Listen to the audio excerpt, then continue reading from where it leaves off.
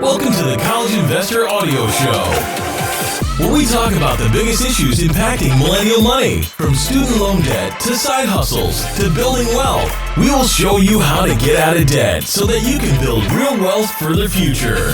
So glad you're here today. Welcome. And today we talk about how to balance student loan repayment and investing. This should be a good one. Let's get right to it. So if you have student loans outstanding but are also looking to start investing in the stock market, maybe in some crypto, real estate, or other types of investments, you might be wondering how to balance student loan repayment and investing. There are, of course, a number of different factors to consider, and the best answer will not be the same for everyone. So today we'll look at a couple of situations where you might consider completely paying off your loans, as well as scenarios where you might be better off investing your extra money.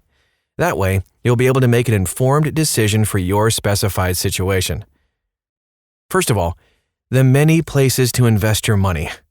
If you're in a financial situation where you've managed to set up a budget, have extra money each month, you might be trying to consider how you should best invest that money. Here are a few recommendations. First, you're going to want to set up an emergency fund of at least $1,000. That way you can handle small to medium unexpected expenses without blowing up your budget. Next, start to eliminate higher interest credit card debt and other consumer debt. After that, the decisions start to get harder. Expanding your emergency fund, saving for retirement, investing, paying down student loans, or your mortgage and a kid's college fund are all reasonable places to put your money. So for the purposes of today's podcast, we'll focus just on the balance between student loan repayment and investing, primarily in the stock market. Here's when to pay your student loans first. Just a few situations when it might make sense to completely pay off your loans. High interest rates. If you have private student loans with a high interest rate, pretty much above 8 to 10%, it may make more sense to completely pay those off. Struggling with credit score. If you're looking to buy a house and/or you're struggling to improve your overall credit profile, you might want to pay off your student loans.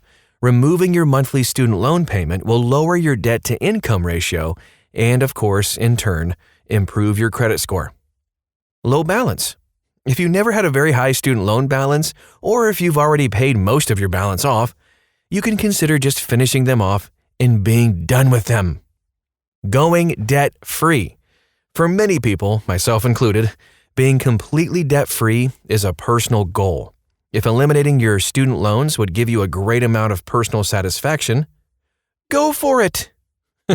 You can use our loan payoff calculator too to explore some more scenarios about how long it will take you to pay off your loans under your current payment schedule, or if you make additional payments.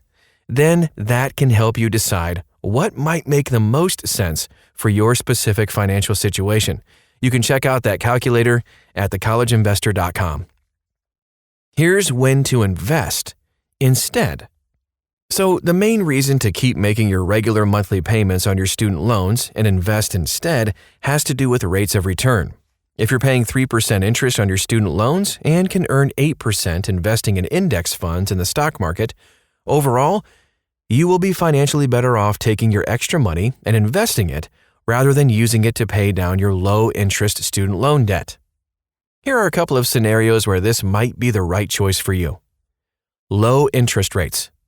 Investing rather than paying off your student loans only makes sense if you can get a higher return in the market, and this requires that your student loans be at relatively low, less than 5 to 7%, interest rates. Solid financial situation. You'll want to make sure you have a good handle on investing and an overall healthy financial situation. Investing in the stock market can be volatile in the short term, so make sure that you're in a position where that will not affect you. Forgiveness plan. If you're already in a student loan forgiveness plan or think that your student loan balance will be eventually canceled, then it just makes sense to make the minimum payments and invest your money in other areas. Factors to consider. As you look at how to balance student loan repayment and investing, it's not always a straightforward answer that will be the same for all people. Instead, here are a few questions to ask yourself. Can you refinance your student loans to get a lower interest rate? Do you have an emergency fund that can handle unexpected expenses that crop up? Are you organized and savvy enough with investing to get a higher rate of return?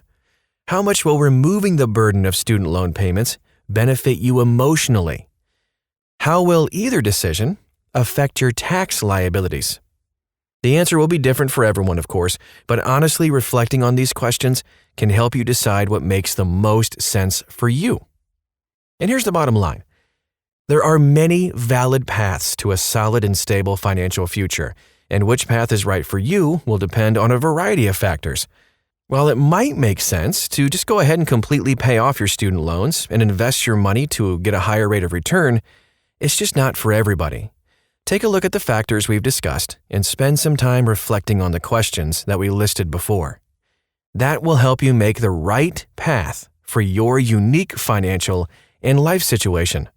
You can find those questions, copy and paste them into your own Word document right in the middle of this article at thecollegeinvestor.com. You can see all kinds of tips and tricks and also investing tips as well, and even over 100 ways to set up your own side hustle. It's all there at thecollegeinvestor.com. Thanks again for stopping by today, and we'll talk to you again real soon.